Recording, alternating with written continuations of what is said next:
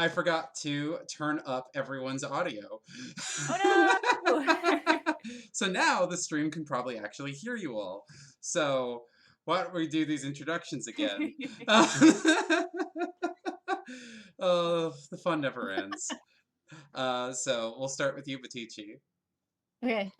Hey everyone, welcome to Kickstarting Your Comic with Batici, Starfish, and Verthane.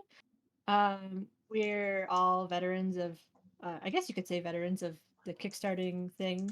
I've been Kickstarting comics for about 4 years, 3 to 4 years, and I've been creating my own webcomics for uh, 8 years, publicly for 5. Um, so I'm just going to boop. I'm Kristen Kumwell Evans. You can find my webcomic that updates 6 times a week at xii-comic.com /magic and muses. It's a story about magical girls, and the full series is available in print already thanks to Kickstarter. But the webcomic is still currently updating, and I will hand it off to Allie. Hello, I'm Allie or Verithane. I've been doing webcomics since about 2007, and I did my first Kickstarter in 2014 for the first volume of my high fantasy epic webcomic Geralt. I did 3 more Kickstarters after that for all the subsequent volumes of the series. It ended up, it's a finished story, so the 5 volumes are the whole thing. I combined volumes 4 and 5 into one Kickstarter at the very end just to get it kind of all done in one big push. And then I moved on to my new webcomic, Witchwood, which is still ongoing right now. You can read it at the URL listed on the screen, and it updates 3 times a week. Oh, I think you can go, Star. Okay, now, hi. My name is Star, or the Starfish Face. I am the creator of the currently running webcomic Castoff, which is a fantasy adventure series about being on the run from the cops and your feelings. Woo! um, and my experience here is a little different. I technically have not run a Kickstarter to print Castoff yet. I'm planning on doing one probably next summer.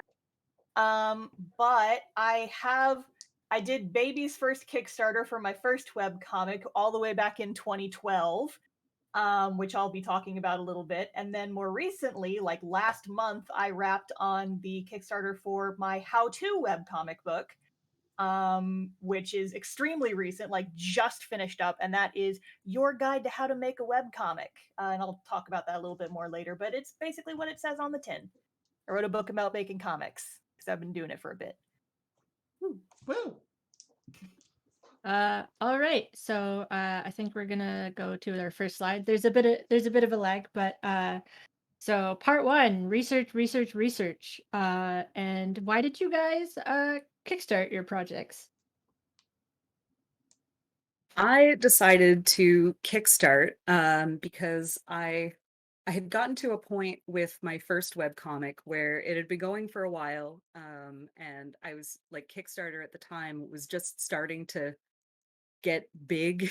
I was seeing all my peers start like kind of looking into this cool thing called Kickstarter where you could get like a printed version made of your comic, and I was like, I'm gonna give that a try. I'd love to just hold a book in my hands for the first time.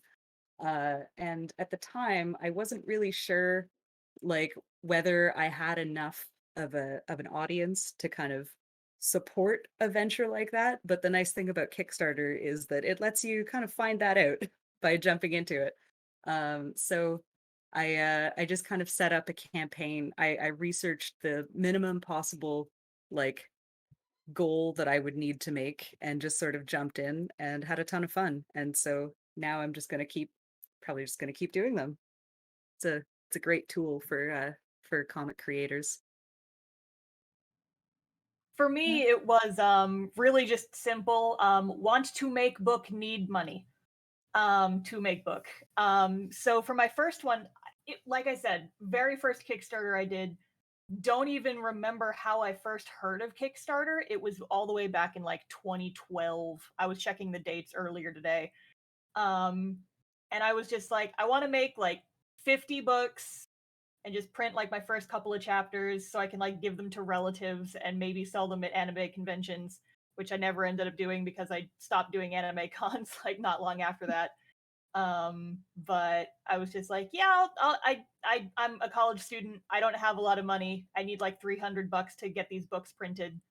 And then I did that one. And then similar story for the most recent Kickstarter. It was, I want to make these books. I don't know how many I should order. I could just do pre-orders on my website.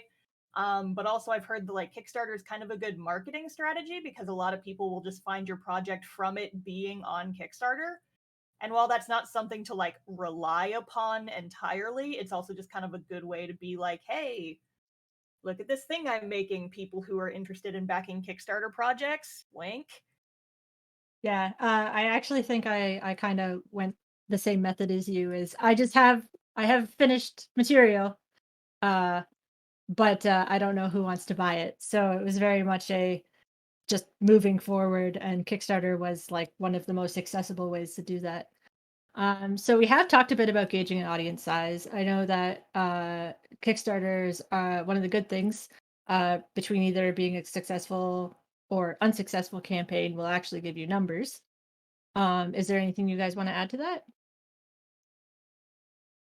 At the time I did my first Kickstarter, I really had no clue how to even estimate my audience size. My website at the time didn't have a comments section on it, and I didn't even use Google Analytics at the time.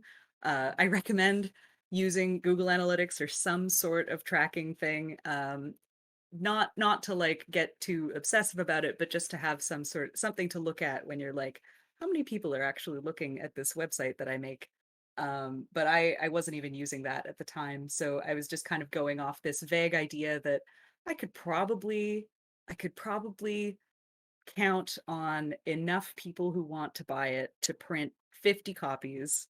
So I kind of went into it with that mindset, but then I had a secondary plan, which was what to do if it actually gets bigger than I expect it to. And so I scouted around and I got more quotes and did more research just in case. I had like a plan in mind for, okay, if I need to print 50 books, here's what I'll do. If I need to print 100 books, here's what I'll do. If I need to print 200 books, and so on, like all the way kind of up the chain. And when the campaign ended up doing way better than I expected, I was really glad that I'd done that extra research. So I was kind of ready, and I had a game plan in mind. But like none of I at the time I had no idea that that was going to happen. So it's a good idea to look at all the data that you have available to you and kind of try to put together your goals based on that. Yeah, I would definitely say like Google Analytics is your best friend if you don't have it set it up. But also like if you publish your comic on any other platforms like Tapas or Webtoon, those are nice because they give you a quantifiable number of how many people are subscribed to your comic.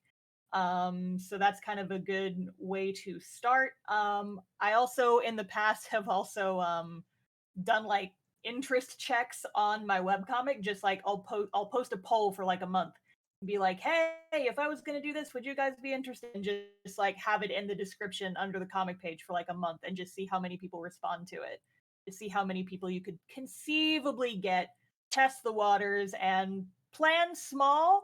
Like expect small, but plan in case it gets bigger than you expected. Yeah, I'm actually going to help lead us into our next point, which is failure to reach goal is nothing to fear because I did the opposite. So with my first campaign, I actually tried to get a full 500 print run, not knowing that that's actually an incredibly high number for graphic novels, which we can talk about later. But I tried to go big with a large goal of 12,000 Canadian dollars, and I did not reach that goal at all. But at the same time, it was able to give me a big list of people who were willing to buy the book. And the really cool thing about Kickstarter is that no matter, like, unless you pour a lot of money into your initial advertising campaign, or maybe buy some proof copies or some prototypes for your merch goals or that kind of thing. You don't actually lose anything except you know, maybe have your ego kicked around a bit. Yeah. And then, of course, to prepare for surprises, which happens at every stage of a Kickstarter, no matter how well prepared you are. And then I guess we'll go to the next slide. Logistics, math gets shit done. Favorite So part, math. yeah, so the exciting world of pre-press. How did you Oh. guys go through that? I will not Oh, have too much to add here because my first webcomic, I just kind of blacked out and don't remember, just submitted it to a printer and it did not print well. Don't even think the pages were in the proper format. Um, and then for the new one, I was originally planning on them being in black and white. And then as a stretch goal, I made it in color, but it's all the same color because the illustrations in it are pretty simplified. So not too much I had to do on that front. So I will leave that to you guys. Mostly, I did have a lot of stuff to do on the pre-press end for my comics because when I started them, I was luckily working at the correct resolution, so my art at least was the right scale to be put into print, and I didn't need to like redraw things extensively. But at the time I was drawing them, I had not paid attention to like bleed or like making sure that the panel like the panel block safe area was consistent between pages, like it gradually morphed over time. Oh, So I had to do a considerable amount of tweaking. I think for each campaign, for the first volume I redrew a bunch of art to make it look nicer, and then for the second one it was pretty straightforward. In the third one, when I started getting uh, elaborate with my layouts and started playing around with bleed, I did not make things easy for myself. So I had to spend a good 2 or 3 months kind of just sitting down with the pages in InDesign and making sure that all of my margins were correct and so on. As it happens, I actually wrote a blog post for it was a guest post on the NATO Soup blog about my pre-press process. And that might be something that would be good to drop if a mod could drop this link into the chat. I threw in a whole bunch of graphics, like showing screen captures and things, figuring out ink density and all the little technical details about that stuff.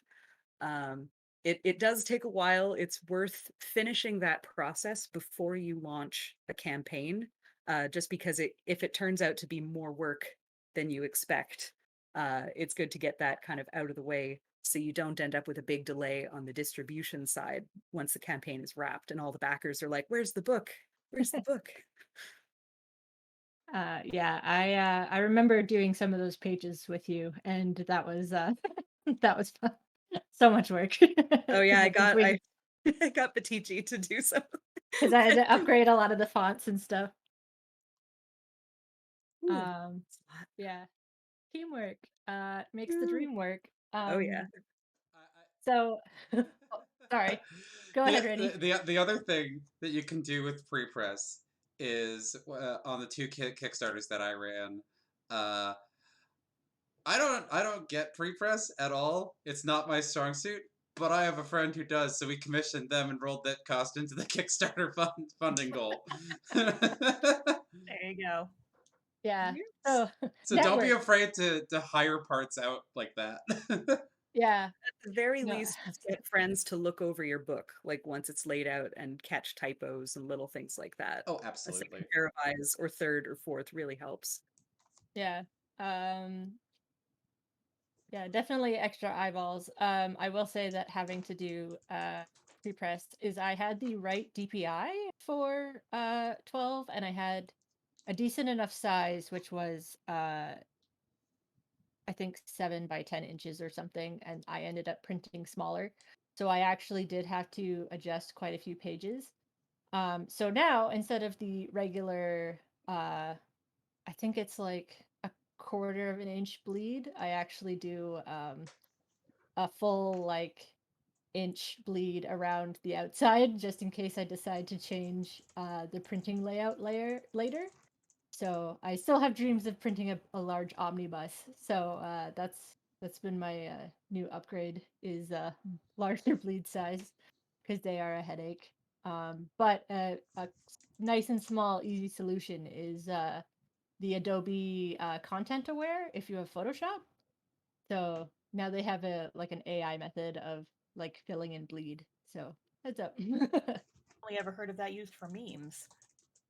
Yes, but it actually has a legit use. Wow. That sounds way easier than my trick, which was using the clone brush on the edges Oh, of every page. I had to do that for 12 too. It was awful. um, yeah, So, I think we'll, sorry. oh, It- I was just gonna move on to the next point, Perfect. which was the finding a printer and getting quotes, because I have been maintaining a list of printers, specifically for moments like this when I have to talk about finding a printer. My advice, seriously, is just to like approach all like multiple printers that seem like they could be appropriate to you. I like going local whenever I can, to cut down on the shipping costs. And just because it seems like kind of a nice thing to do. And for every campaign that I did, I approached at least 3 printers, and from each of those printers, I asked them to give me multiple quotes. So it was not just a, hey, how much would it cost to get like this many copies of like a book of this size made, but like how much would it cost for a different paper stock if I'm going to go with a thinner paper or a thicker paper. I also asked for like a quote because most printers will have a sliding scale of prices. If you, especially if you're going with an offset printer, if you order a low number of books, it'll each book will have a higher unit cost than if you order a huge number of books. So it can be worth asking them for like more granular numbers, like how much will it cost to print 100 versus 200? Because when you're starting the campaign, you don't always know how many you're going to need. And it's good to have an idea of the ballpark that you'll be looking at the end of the campaign when you actually have a final number and you're like, this is how many I actually need. Um, and I would often approach some short run printers. Short run means that they will do low numbers of books. It's anything less than 100. And then I would approach at least 1 or 2 long run printers, which are places that specialize in printing higher quantities of books. And they all are totally willing to give you those numbers because they would love to get your business, but they won't be offended if you end up not going with that printer in the end. So don't be afraid to like ask around and test the waters in as many directions as you can.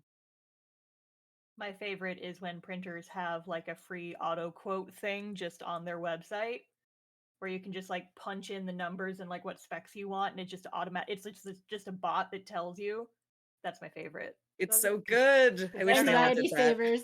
Because then I don't Anxiety have to savers. talk to I love it. people They have that with all my on weird the questions. Comics Wellspring, which is where what I printed the last couple of times through, and Yeah.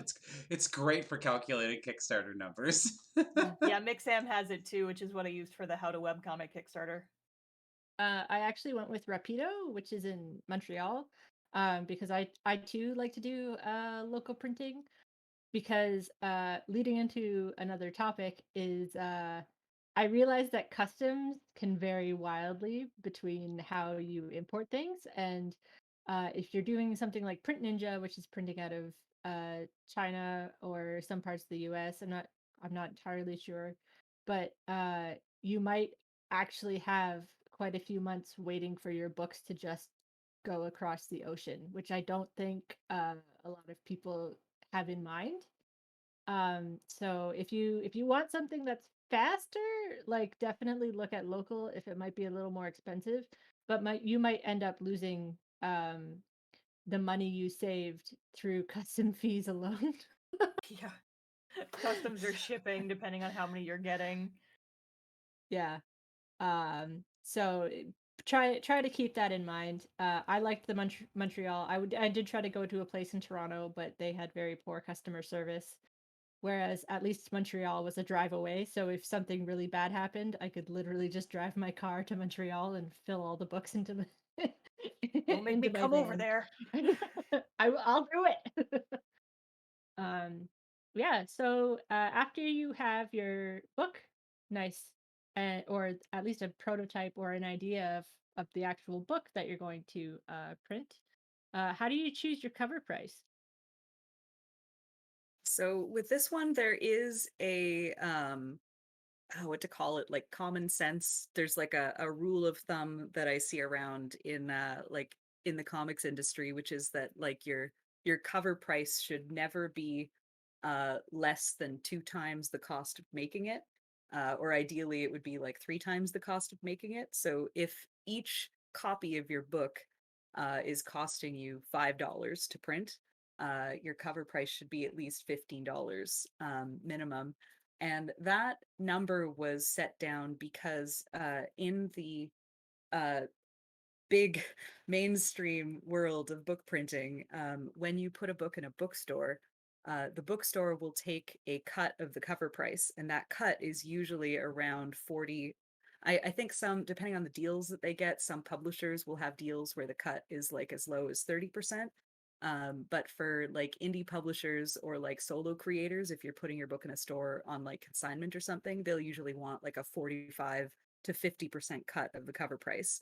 And if your cover price is not high enough, then you might actually end up losing money on each of the books that get sold in this way. However, I did kind of depart from that rule a little just because the majority of my books get sold directly by me through the Kickstarter itself or at conventions. So even though I think each of my books, the first one I think cost around $7 each, and I set the cover price at 15, and then the second book was like $10 or $11. I've been setting my cover price at like a little less than double what the printing cost was. But because of the way in which I sell them, I am still keeping that whole chunk of money. So I haven't been thinking of it as a big problem, but depending on how you plan to sell any remaining books in your run, it can be something to think about for sure. Uh, yeah, Star, did you have any input? Shane pretty much said what I was gonna say, so. Okay. Yeah.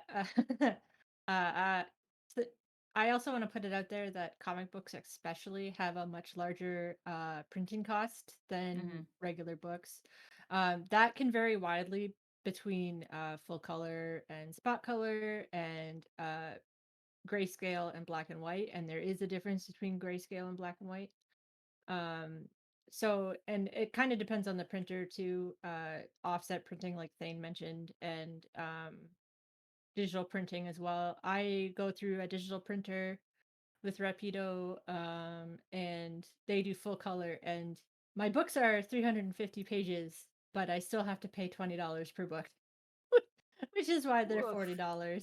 Because I'm I'm not selling big numbers, so those books are expensive.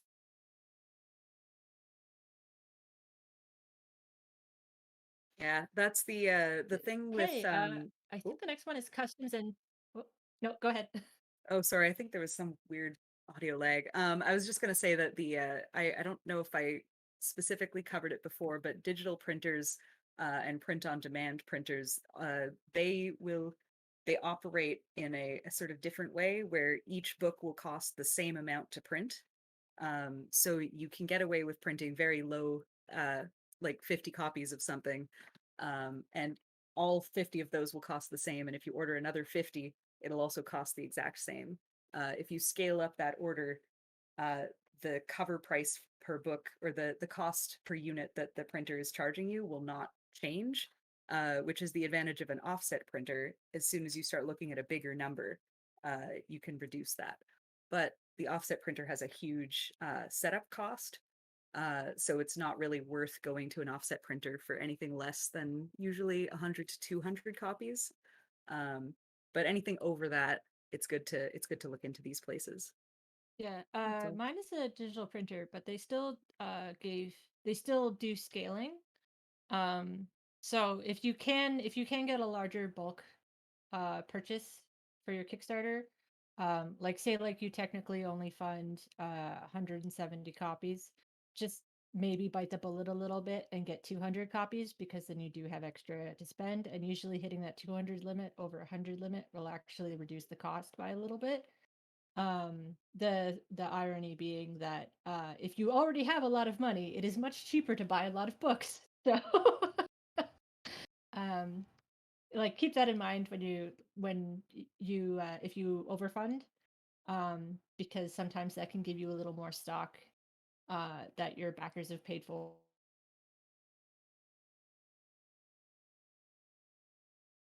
Factored in like Or I need to extras copy. for. I think there is a lag. Sorry.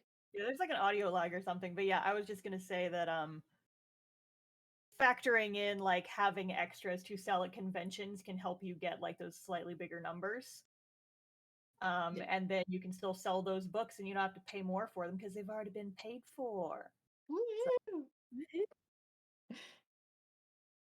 Oh, yeah. I've gone to the next slide because we pretty much talked about customs and shipping times and how they're the devil and nobody likes them. So the next step is building your campaign, which is the actual Kickstarter part. So the irony of Kickstarting is that you don't build your Kickstarter until everything else is done. Ideally. What do you guys talk about your comic pitches?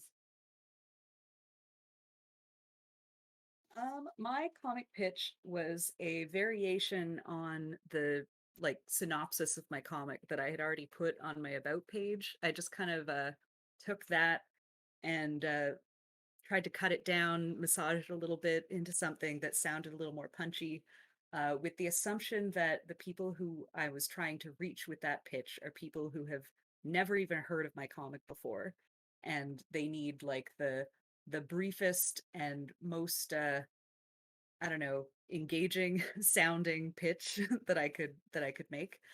I think it's important when you're putting together a pitch for a Kickstarter to try to consider like people who are not yet reading your comic, because ideally you want to try to grow your audience with this thing.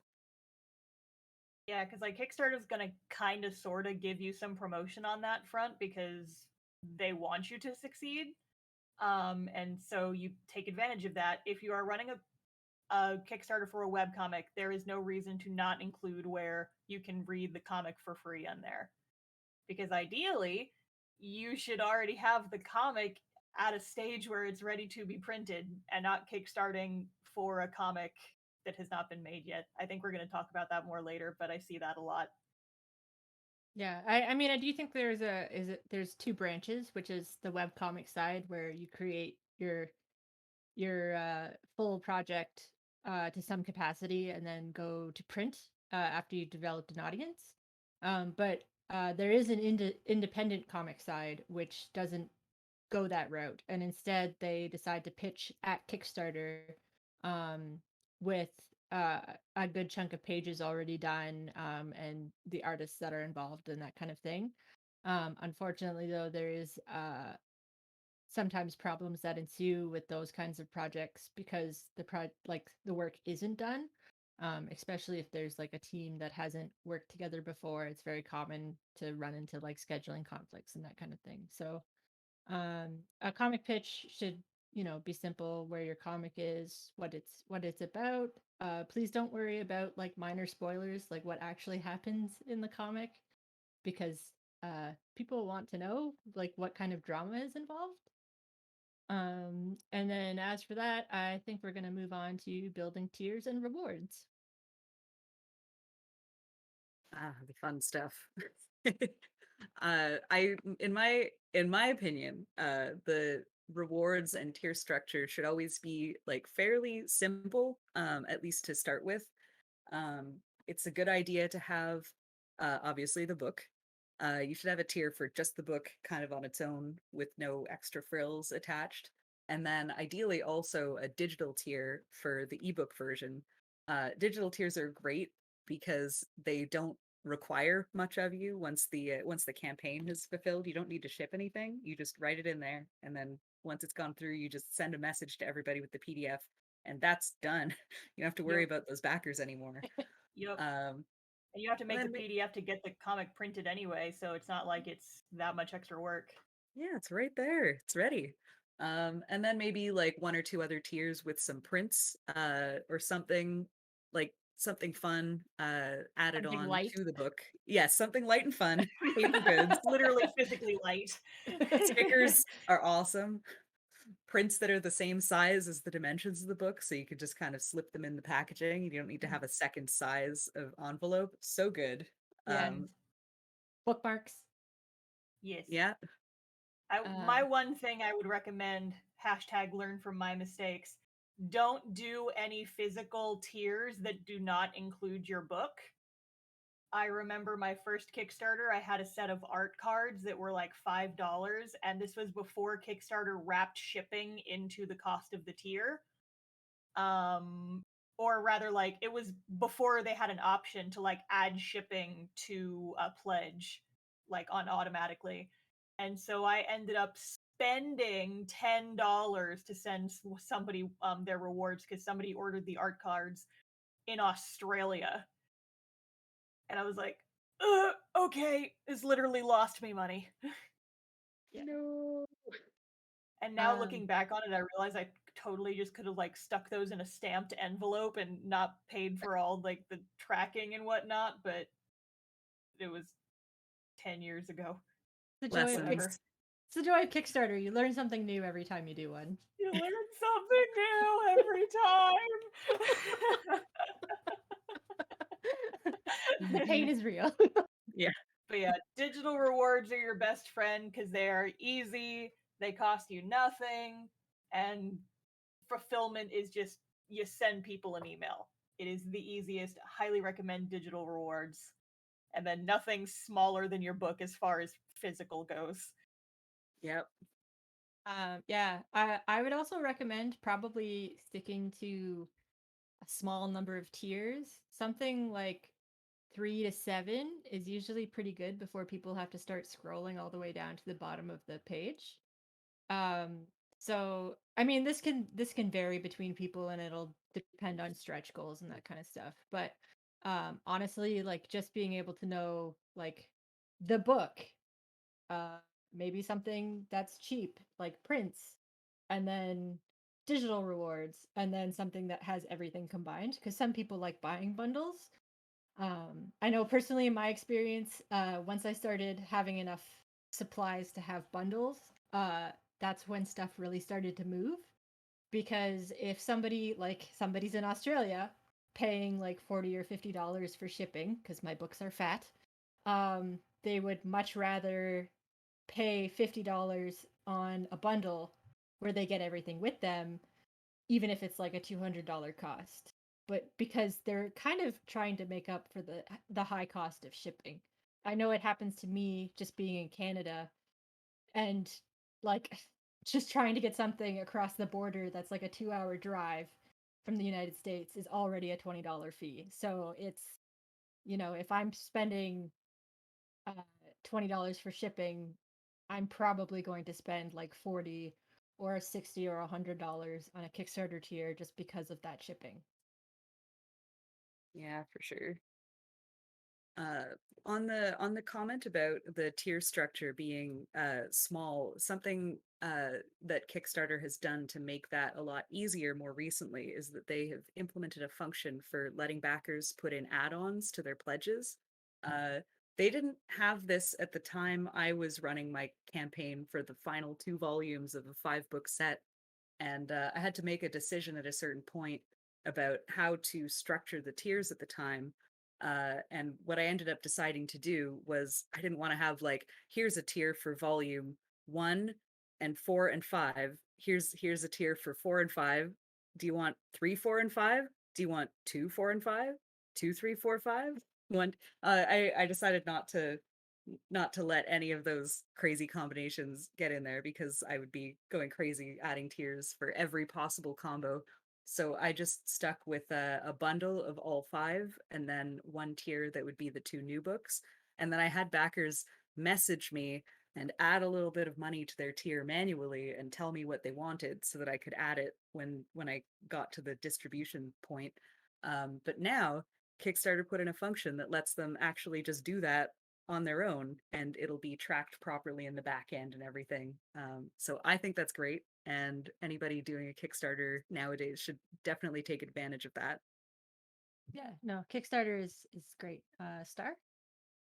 I mean, yeah, pretty much everything you guys have said already. I like to keep my goals simple, or not goals, tiers simple, because I just know that in my experience, when I go on to like someone's Kickstarter and they're just like 9,000 tiers, I get confused.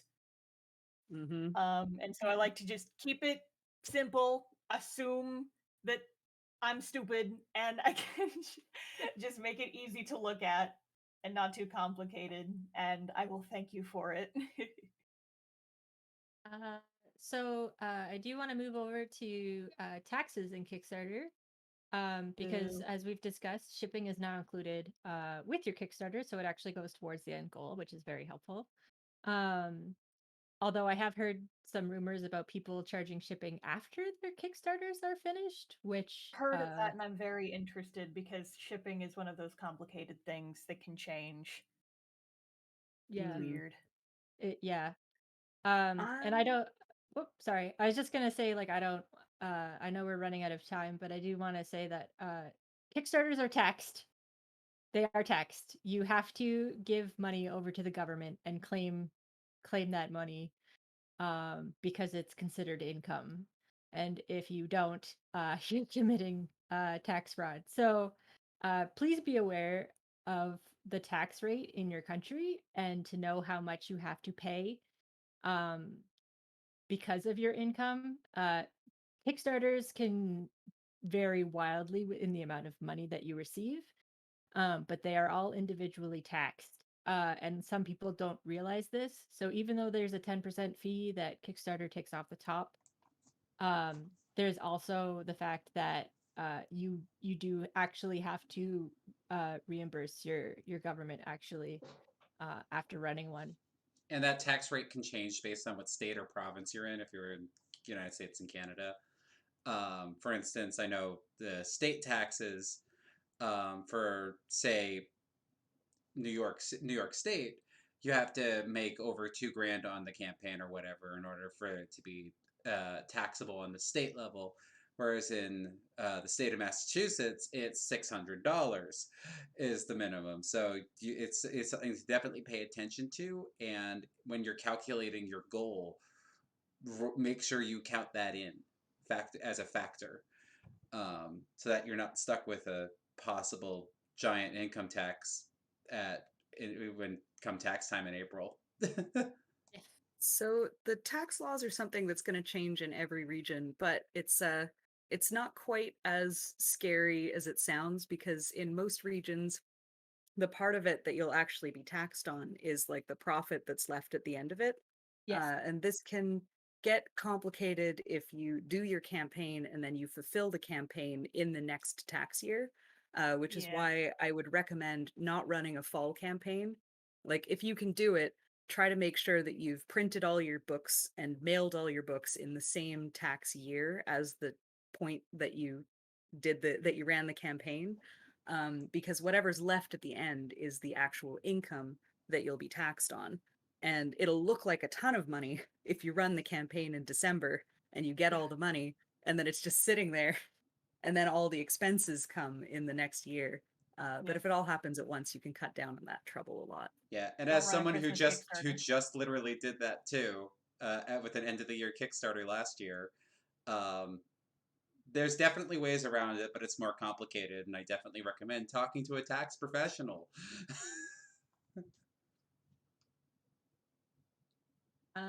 Okay. After all of this hard work of research and creating your campaign, how do you pick your end goal? Math. Yeah, math. Math. Yeah. So I actually do the end result of the cost of the Kickstarter, and then I also round everything up. Mostly be like as soon as like I'll have like a little bit of breathing room, like if it's $150 for something or 151, I'll just round it up to $200.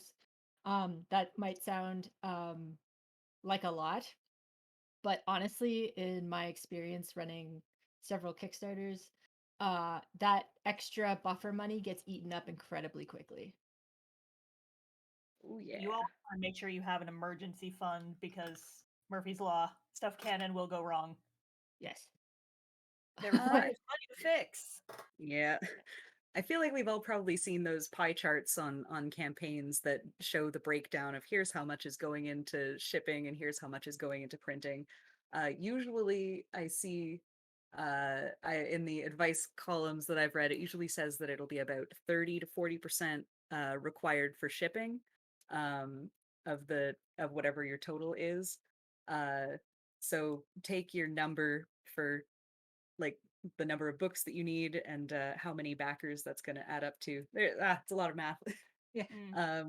But generally, the cost of printing all the books should probably be about 50 to 60% of whatever your goal total is. Just as I don't know, what I've noticed in the campaigns that I've done. Yeah. And I think an important thing to mention is you have to remember all the little costs that go into things too. It's not just like $3 to ship something to someone, it's $3 to ship it plus the cost of the envelope and other packaging materials.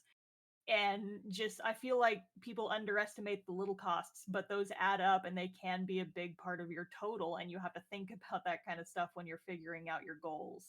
Yeah. Mhm. There's a lot of stuff that I ended up buying with my buffer money. Like now I have a printer so I can print invoices because you need invoices to ship internationally. Mm-hmm. Now I have a digital scale that I had to pick from Staples because that was easier than bringing all of my stuff down to the post office and having them weigh it for me.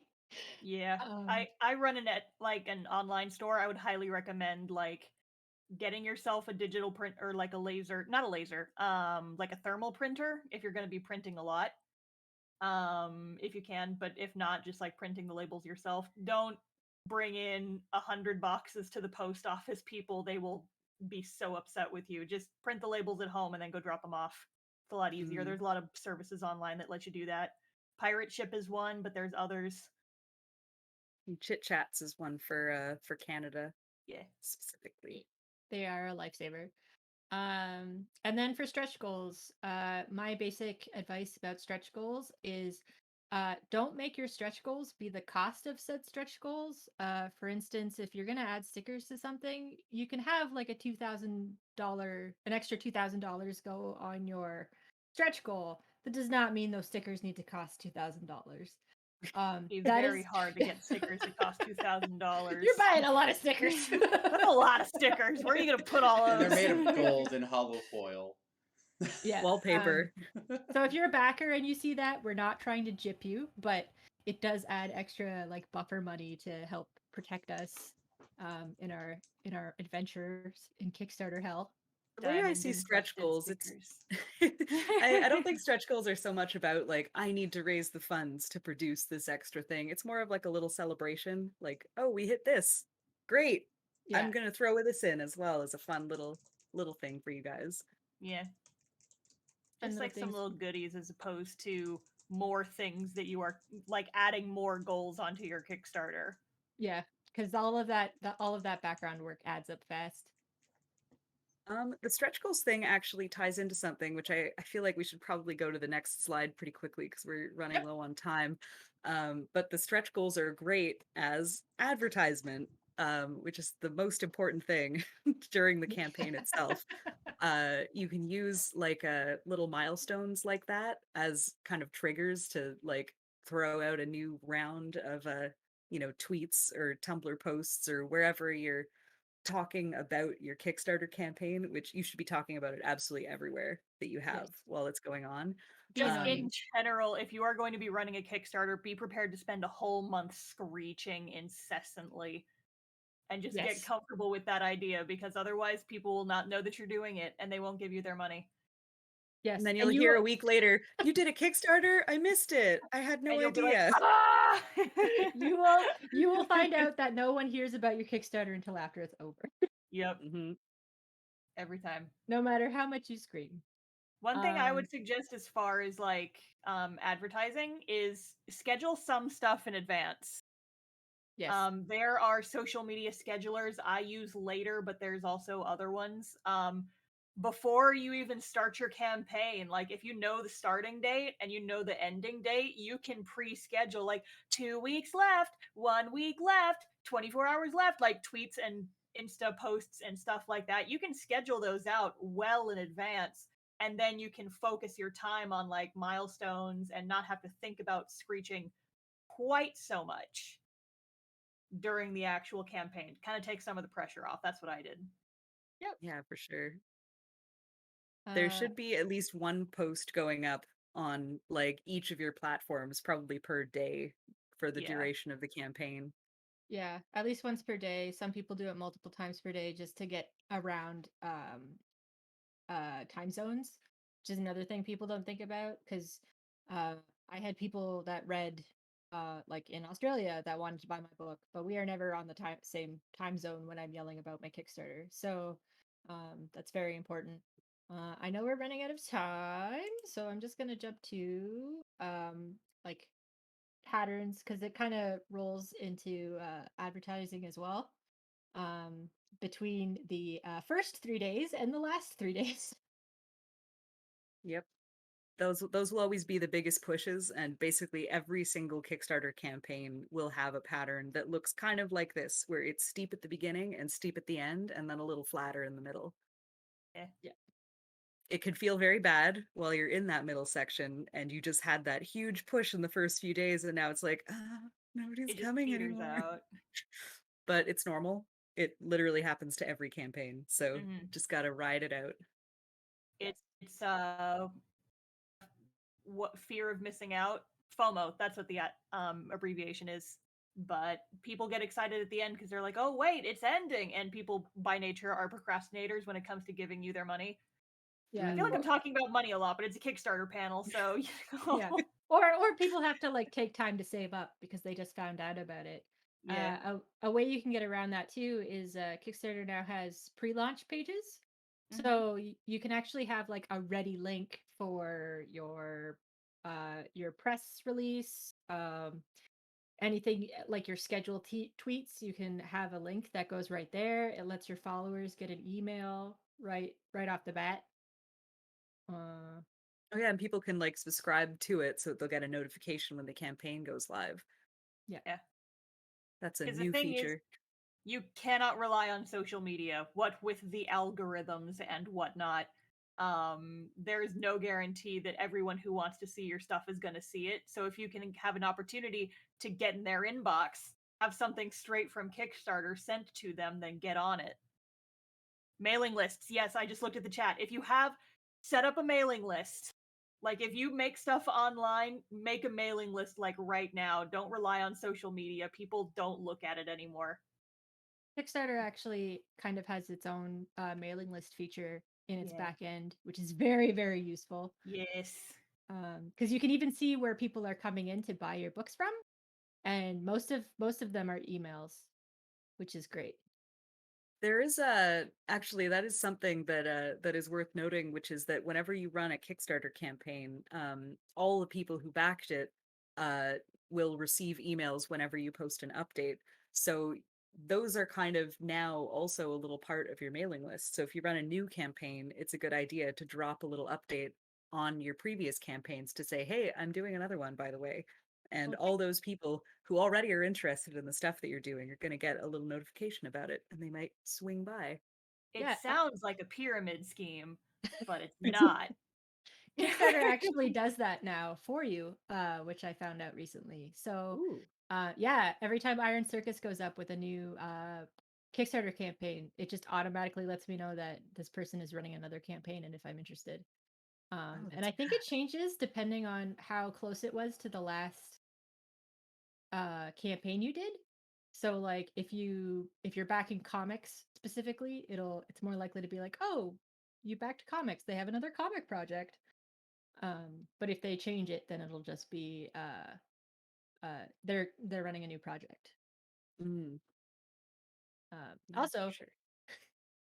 anything else? No, keep going. Okay. I'm sorry, we're like crunching on time. Talk about your I also Star. Oh no, audio lag. Oh no.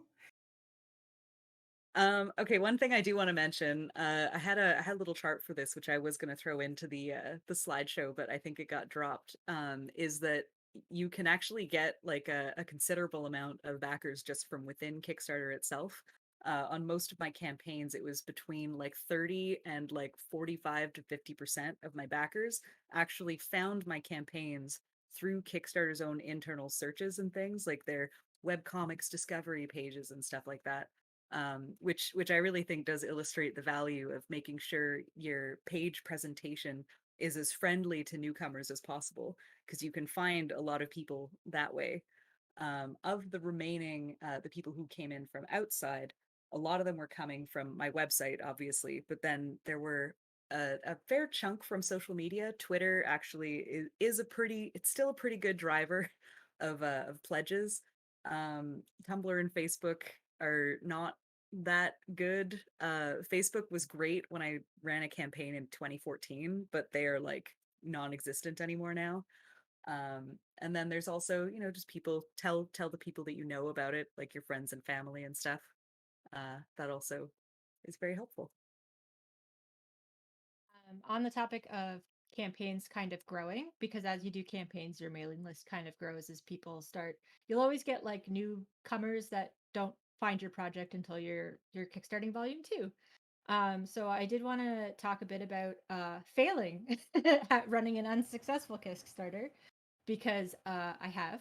And as you can see, the chart says that my first volume actually didn't fund successfully.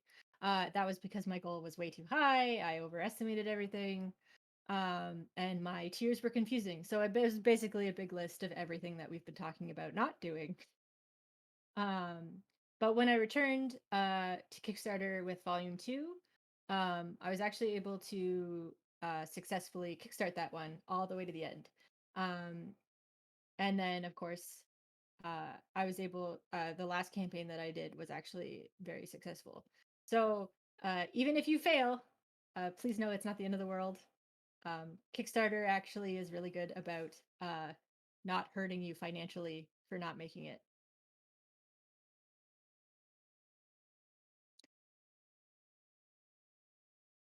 It's all information, so it's all still helpful.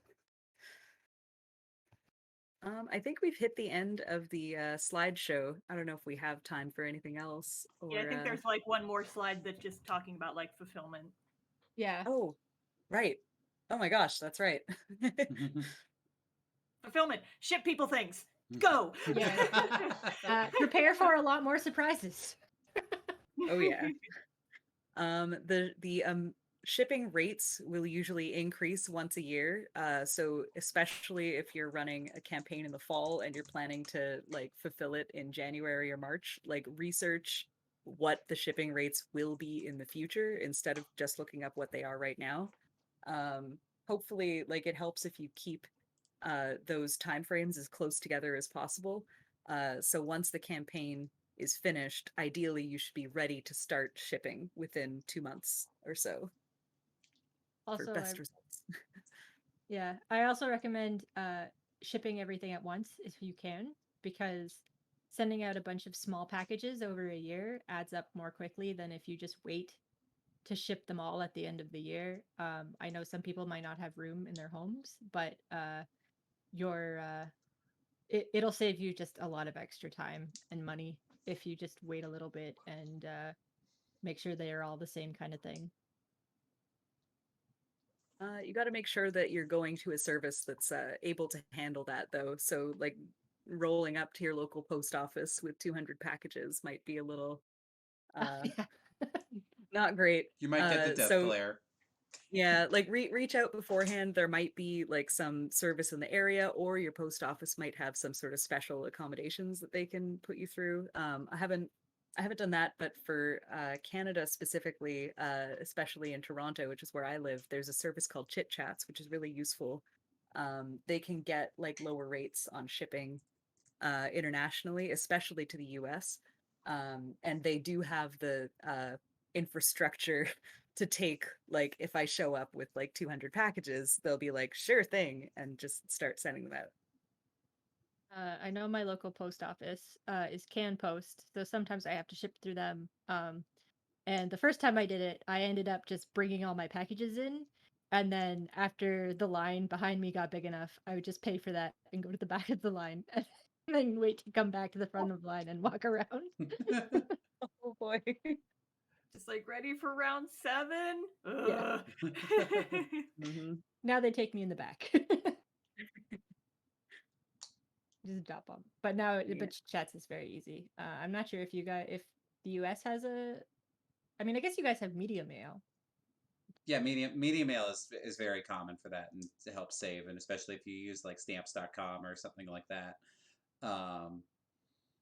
where you can really where it will at least print that on the labels and it'll be helpful. Yeah, Kristen and I are both unfortunately in Canada, so we have to deal with the Canada Post's enormous rates, and we don't have media mail. I wish we had media mail. So envious. It'd be so nice. F in the chat. For my final Kickstarter campaign for Chiralt, the numbers were big enough that I actually went with a fulfillment service called Make That Thing. They're based in the States and they have like a warehouse, and their deal is that once you have created something and you need to get it sent out to like a large quantity of backers, you can send your product, making sure that everything is like nice and labeled, just in a big cardboard box all together. And they'll deal with that side of things for you. And they do take a cut of the total like amount of shipping. Like you'll pay them for it and they'll ship everything out, and it'll be a little bit more expensive than if you had actually shipped it physically yourself. But it'll save so much time that honestly I considered the cut to be completely worth it. And I would do it again if I have to send a large number of packages again in the future. Mm-hmm. All right, so I think that's it for our time. But I wanted to thank everyone for coming here, and to thank Starfish and Fairthane for being here and talking about their experience, as well as Rennie for being our moderator and talking about their experience. So I really appreciate everyone running this convention panel and for pitching in. Yeah, thank you so much, everyone, and thank you everyone for attending. We are going to take, if you have any questions on this panel, unfortunately we did run out of time for questions, but please at us at Webcomic Library on Twitter, and we will do our best to get the questions to the panelists, and they can answer them on Twitter. We're going to take a short 5-minute break while we reset. And for our final panel, where we'll be talking about sort of the behind the scenes on the Webcomic Library and talking about community organizing. So stay tuned.